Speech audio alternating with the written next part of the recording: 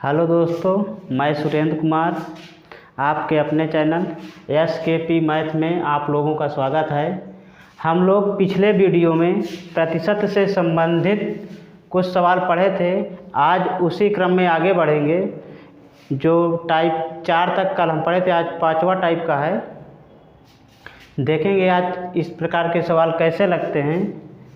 लेकिन आगे बढ़ने से पहले अगर आप लोग हमारे चैनल को सब्सक्राइब नहीं किए हैं तो सब्सक्राइब कर लीजिए और बेल आइकन ज़रूर दबा दीजिए।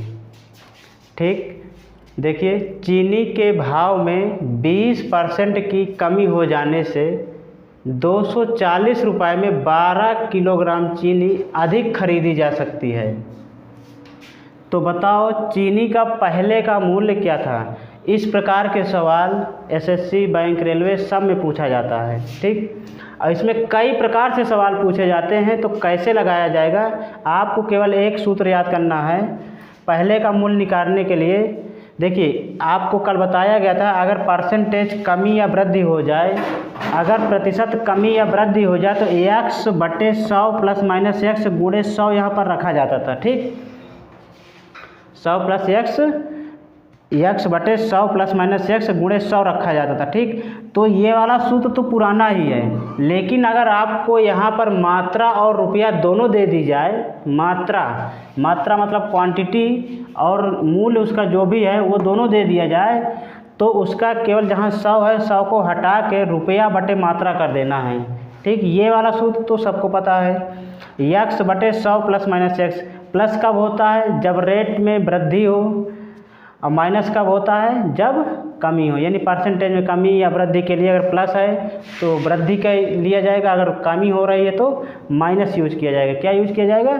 माइनस यूज किया जाएगा। तो देखिए यहाँ पर क्या है, चीनी के भाव में 20% की कमी है। चीनी के भाव में 20% की कमी मतलब क्या यूज किया जाएगा, यहाँ पर माइनस चिन्ह यूज किया जाएगा। क्या यूज किया जाएगा? माइनस। ठीक, तो पहले का मूल्य निकालना है। क्या निकालना है? पहले का मूल्य का हो या वास्तविक मूल्य का, जो शुरुआती दौर में वस्तु का मूल्य था वो कितना था, ये हमें पता करना है। मतलब 20% की अगर कमी हो गई है तो 240 रुपया में 12 किलो चीनी अधिक मिल जाती है। ठीक, तो देखिए यहाँ पर x का मान क्या होगा, परसेंटेज वाला x है, तो कितना हो जाएगा 20/100 माइनस 20 गुणे रुपया कितना है अपना 240 रुपये है। 240 रुपये, मात्रा कितनी है, कितनी मात्रा है 12 किलोग्राम। कितनी है? 12 किलोग्राम। इसको हल कर लेंगे तो 20/100 से 20 जाएगा 80, इधर 12 दूना 24, इसको काट लेंगे तो कितना हो जाएगा 20। ठीक, इसको काट लेंगे 20 चौक 80 और 4 पंचे 20, कितना आ जाएगा 5 रुपये। ठीक, देखिए समझिएगा, यहाँ पर जो है पहले का मूल्य आपको 5 रुपये, कहने का मतलब ये है कि चीनी का जो शुरुआती मूल्य रहा होगा वो 5 रुपया है। आपका क्वेश्चन केवल यहाँ पहले का मूल्य पूछा है। मान लीजिए 22 दफ़ा कभी पूछ लेता है कि आपका कितना मूल्य घट गया या वर्तमान मूल्य कितना, क्या है वर्तमान मूल्य क्या है। तो देखिए वर्तमान मूल्य अगर आपको निकालना हो, वर्तमान मूल्य यहीं पर समझ लीजिए, जितने भी डाउट्स हैं इसी में समझ लीजिए। ठीक, वर्तमान मूल्य यहाँ पर पहले का मूल्य 5 रुपया है। कितना है? 5 रुपये। और क्या कह रहा है, अगर पूछ लेता है यहाँ पर कि मान लो पहले का मूल्य हटा के पूछ ले कि भैया वर्तमान मूल्य बताओ, तो क्या होगा। तो वर्तमान मूल्य के लिए सबसे पहले आप पहले का मूल्य ही निकालेंगे, तो 5 रुपया हो गया। वर्तमान मूल्य निकालना है तो देखिए 20% की कमी हो रही थी। क्या हो रही थी? 20% कम हो रहा। मतलब क्या कह रहा है कि 5 रुपया में 20% कम होगा। क्या होगा? 5 रुपया में 20% कम होगा। तो वर्तमान मूल्य क्या हो जाएगा? देखिए 5 तो आपका पहले का मूल्य है, वर्तमान मूल्य मतलब 20% कम हो चुका है, तो मतलब कितना बचा है 80%। कितना बचा है 80%। या इस तरह कर लीजिए 100 माइनस 20/100। ठीक, परसेंटेज में लाना था ना इस, तो कितना हो जाएगा 5 गुणे 80/100। 20 चौको 80, 20 पंचे 100, 5 से 5 कट गया। वर्तमान मूल्य कितना हो गया 4 रुपये। देखिए समझिएगा, यहाँ पर जो 20% मतलब कमी हो गई, तो मतलब क्या, पहले का मूल्य अगर 100 रहा होगा तो अब 80 है, तो ये 100 से 20 घटा देंगे तो 80/100 हो गया। 20 से काटेंगे, 20 चौक 80, 20 पंचे 100, 5 से 5 कैंसिल, बचेगा 4 रुपये। अब देखिए 3 प्रकार से इसमें सवाल पूछा जाता है, 3 प्रकार से 3 क्वेश्चन बनते हैं हमेशा इसमें। या तो वो पहले का मूल्य पूछेगा, या तो वर्तमान मूल्य पूछेगा, या तो घटा हुआ मूल्य पूछेगा। यहीं पर समझ लीजिए, घटा हुआ मूल्य क्या पूछेगा, घटा हुआ मूल्य। तो देखिए एक ही सवाल से आपको तीनों टाइप के इसमें सवाल हो जाएंगे। कैसे समझना है, पहले का मूल्य तो आपको निकालना है, परसेंटेज वाले से डायरेक्ट जो भी कमी वृद्धि होती है मात्रा बट्टे वो रुपया बट्टे मात्रा कर देते हैं, ठीक। उसके बाद आपको अगर वर्तमान मूल्य निकालना है तो उसी में जितना परसेंट कम हो रहा है या वृद्धि, मान लीजिए अगर वृद्धि होती तो क्या करते, तो यहाँ पर 100 + 120 हो जाता, 100 + 20 मतलब 120 हो जाता, ठीक। अगर बढ़ रहा है तो जोड़ेंगे, कम हो रहा है तो कम करेंगे, किसके सापेक्ष, 100 के सापेक्ष, ठीक। अब यहाँ पर अगर घटा हुआ मूल्य पूछ लेता तो क्या करते, पहले का मूल्य मतलब पहले कितना रहा है, अब कितना है, अब का मूल्य मतलब वर्तमान मूल्य क्या होता है, अभी का मूल्य, ठीक, 4 रुपया है, पहले का मूल्य कितना है 5 रुपया, तो कितना रुपया घट गया भैया, 1 रुपया घट गया। कसर 5 रुपया पहले का और -4 रुपया अब का, कितना हो गया 1 रुपये, ठीक। यहाँ पर सवाल समझने की बात है। देखिए इस प्रकार के क्वेश्चन में 3 प्रकार से ही क्वेश्चन पूछेगा। क्या पूछेगा, या तो पहले का मूल्य या वास्तविक मूल्य पूछेगा, या तो वर्तमान मूल्य पूछेगा, या तो घटा हुआ मूल्य पूछेगा। 3 ही क्वेश्चन बनते हैं इस प्रकार के क्वेश्चन में, ठीक। तो आपको ध्यान रखना कैसे निकालना, पहले वास्तविक मूल्य निकालना सीखिए, फिर वर्तमान मूल्य जितना कम हो रहा है या ज़्यादा हो रहा है उसके हिसाब से हल कर लीजिए। घटा मूल्य वाले में पहले का मूल्य और माइनस वर्तमान मूल्य दोनों को घटा लीजिए, आंसर आपका आ जाएगा। देखिए अगला सवाल है, अंकित अपनी आय का 20% खर्च करता है तथा शेष बचा लेता है। यदि अब उसकी आय में 30% की वृद्धि हो जाए तथा उसकी बचत में भी 20% की वृद्धि कर दे तो अब उसके खर्च में कितने प्रतिशत की वृद्धि हो जाएगी। देखिए आय और बचत से संबंधित सवाल बहुत पूछे जाते हैं परीक्षाओं में, ठीक। तो आय और बचत में क्या संबंध होता है ये पता होना चाहिए आप लोगों को। अगर मान लीजिए आपको बचत निकालना है, क्या निकालना है, बचत, तो बचत बराबर क्या होता है, जितना आप कमा लिए हैं और उसमें से जितना खर्च कर दिए हैं वही आपकी क्या है, बचत है, ठीक। इतना ध्यान रखिए, जितना बचाना है तो पहले आप कमाइए, फिर खर्चा करिए, फिर बचाइए, समझ रहे हैं।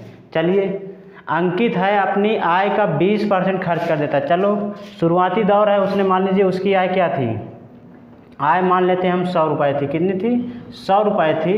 20% खर्च करता है, 20% खर्च करता है, खर्च कितना है 20%, खर्च कितना है 20% मतलब 20 रुपया, ठीक, या 20% लिख लीजिए 20, और इधर का कितना मतलब जो खर्च हो गया तो बचा होगा, आय तो 100 हो गई, खर्च कितना हो गया 20, तो बचत कितनी हो गई 80 रुपये, क्योंकि 80 और 20 100, ठीक। अब क्या कहता है, अब यदि उसकी आय में 30% की वृद्धि हो जाए, मतलब अगर पहले 100 रुपया कमाते रहे हो तो अब 30% बढ़ा दे मतलब 130 रुपया, ये पहले का है। इस अब कितना कमा रहा है, अब आय कितनी है उसकी, अब आय उसकी है 130, ठीक। समझिएगा हो जाए तो उसकी बचत में भी 20% की क्या हो जाती है, वृद्धि हो जाती है। वृद्धि मतलब कितना, 20% की क्या करता है वो, वृद्धि करता है, 20% की क्या करता है, वृद्धि। भैया पहले बचत कितनी रही है 80 रुपये रही है, कितनी रही है 80 रुपया, 80 माह उसकी बचत कितनी हुई है, देखो बचत कितनी हो गई 80 का 120/100, 12×8 = 96 रुपया।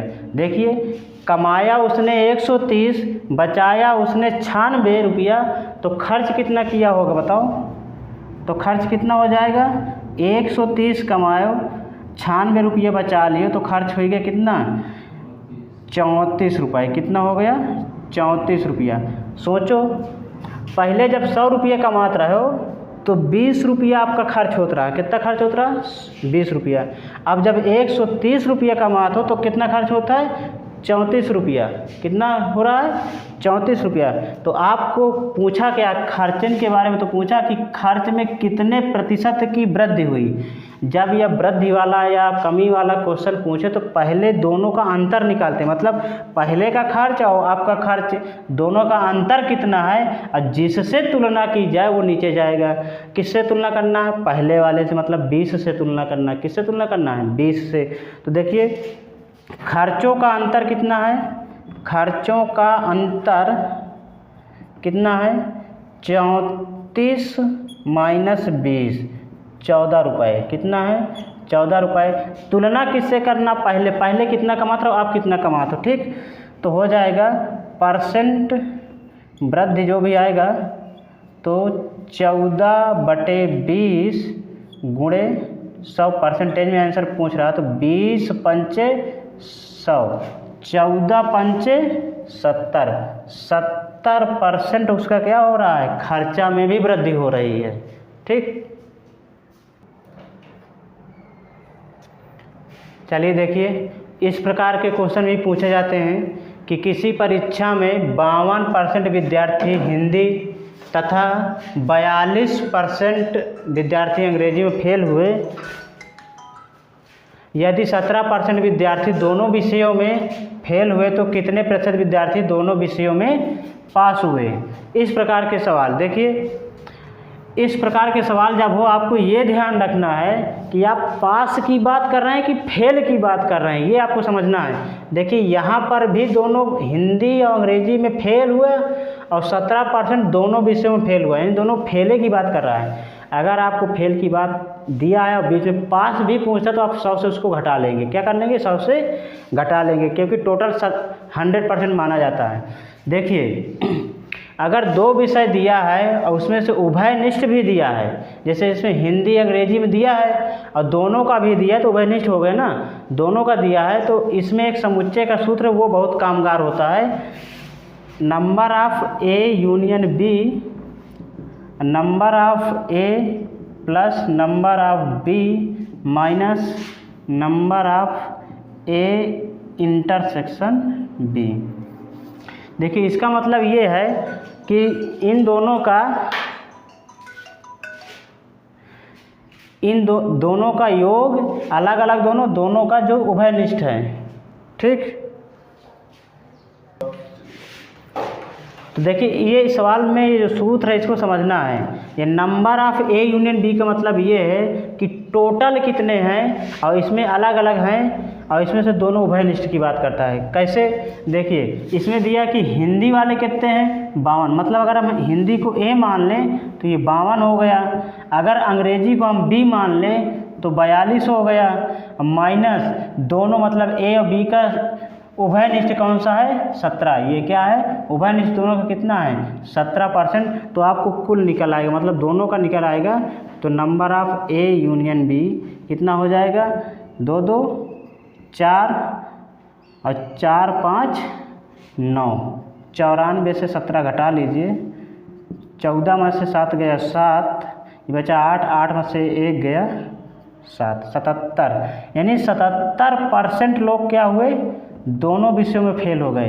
देखिए क्वेश्चन में हमसे फेल की बात नहीं कर रहा है, हमसे पूछा क्या क्वेश्चन में? कितने प्रतिशत विद्यार्थी दोनों विषयों में पास हुए? क्या हुआ? पास हुए। हम निकाले क्या? फेल, क्योंकि यहाँ पर जो रखेंगे अगर फेल है तो फेल रखेंगे सब में, यानी एक ही यूनिट में। बार बार बताते हैं कि आपको एक ही यूनिट में काम करना है, या तो आप पास लिखें या तो फेल लिखें, ठीक। तो यहाँ पर दोनों विषयों में फेल कितने? दोनों विषयों में कितने हो गए? दोनों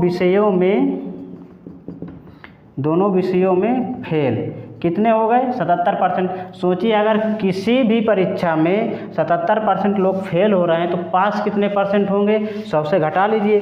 इस प्रकार दोनों विषयों में पास कितने हो गए? 100 से अगर 77 घटा लें तो कितना हो जाएगा?